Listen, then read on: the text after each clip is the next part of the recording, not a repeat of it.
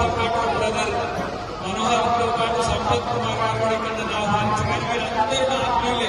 గట్టంగా నాకు మొదటి నుంచి